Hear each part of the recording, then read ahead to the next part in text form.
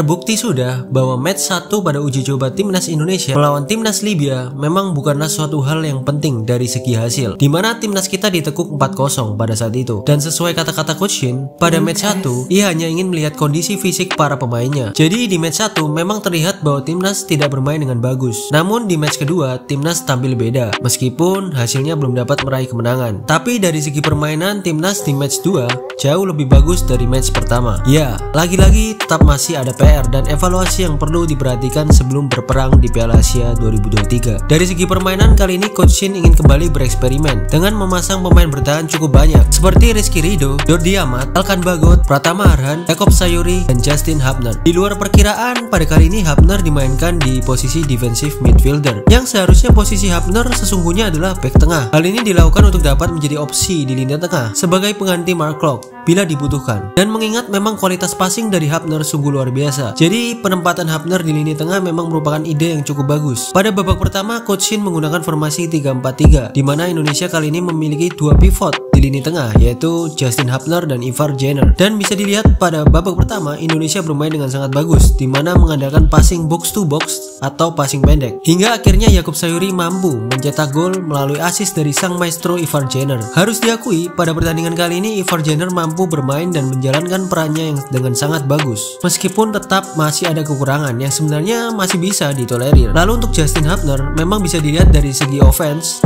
ia masih belum mampu memerankan posisinya sebagai defensive midfielder karena ia cukup sering kehilangan bola ketika ingin membuild up. Hal ini wajar karena ia kurang terbiasa di posisi ini. Tapi untuk masalah defensif, ia bisa dibilang bermain totalitas dan sangat bagus karena sangat sering mengganggu para pemain Libya untuk melakukan serangan dengan sering memutus momentum melawan ketika melakukan serangan. Akan tetapi terdapat catatan khusus untuk Hubner, di mana saat di Piala Asia ia harus lebih berhati-hati dalam melakukan defense atau lebih smart dalam melakukan defense. Karena di pertandingan kali ini terdapat beberapa kali Hubner melakukan defense yang cukup menyebabkan kontroversi. Hal ini cukup berbahaya karena jika di Piala Asia, wasit tentu sangat sensitif dalam melihat pelanggaran dan bisa saja Hubner mendapatkan kartu merah jika melanggar dengan sangat kasar. Ditambah lagi juga ada VAR. Jika hal ini terjadi maka akan sangat merugikan tim. Namun sisanya Hubner bisa dibilang bermain dengan bagus. Untuk di lini belakang, Jordi Amat kali ini menunjukkan kualitasnya dengan bermain sangat tenang dan selalu menjadi tembok terakhir timnas Indonesia, serta melakukan banyak sekali intercept yang bagus dan tepat. Ia juga dipercaya oleh Coach Shin sebagai kapten pada pertandingan kali ini, dan perannya sebagai kapten sangat terlihat karena ia dapat bermain dengan sangat tenang dan mengontrol permainan. Selain itu, ada juga Elkan Bagot yang bermain dengan sangat bagus dengan disiplin dalam melakukan defense. Namun masih ada kekurangan, yaitu dari segi kecepatan. Terbukti ia sempat mendapatkan kartu kuning di awal-awal babak pertama karena kalah speed dengan pemain Libya. Hal ini harus dijadikan pelajaran di Piala Asia nanti. Dan rasanya untuk melawan Irak dan Vietnam, Elkan Bagot cocok untuk dimainkan. Tapi jika melawan Jepang yang materi pemainnya punya skill yang bagus dan memiliki kecepatan, maka akan lebih tepat tidak dulu memainkan Elkan Bagot. Karena juga mayoritas pemain Jepang tidak terlalu memiliki postur tubuh yang tinggi. Karena jika Elkan Bagot bermain, maka ada kemungkinan jika ia kalah speed dengan para pemain Jepang, dan ini akan membahayakan pertahanan Indonesia. Lalu untuk Witan dan Marcelino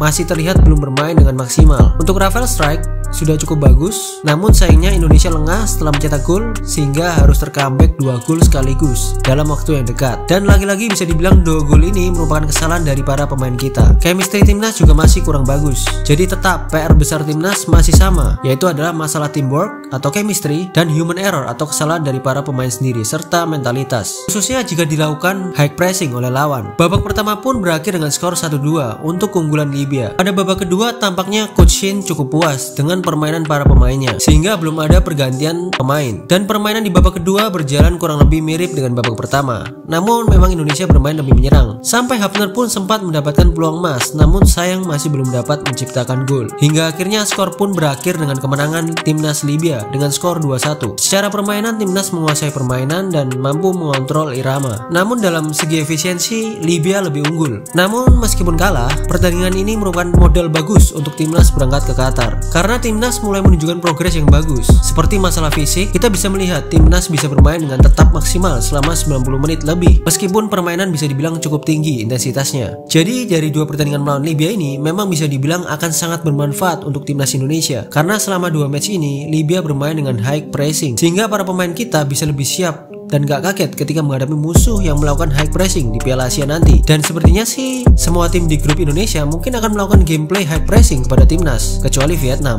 Karena di atas kertas Jepang dan Irak merasa di atas kita, sehingga mereka tentu tidak akan membiarkan kita mengontrol permainan. Namun jika kita mampu memiliki mental baja dan para pemain kita bisa menyatu di dalam lapangan dengan mengandalkan permainan box to box atau umpan-umpan pendek, maka bukan tidak mungkin kita akan menyulitkan Jepang dan Irak serta Vietnam. Menurut gua, uji coba nanti melawan Iran adalah ujian final di mana mental dan kemampuan passing timnas akan diuji. Karena Iran memiliki level yang jauh dari kita. Jadi pertandingan melawan Iran akan sangat bagus untuk timnas Indonesia untuk pemanasan sebelum melawan Irak. Jadi kita tunggu saja proses timnas kita dan tentu kita tetap dukung timnas kita.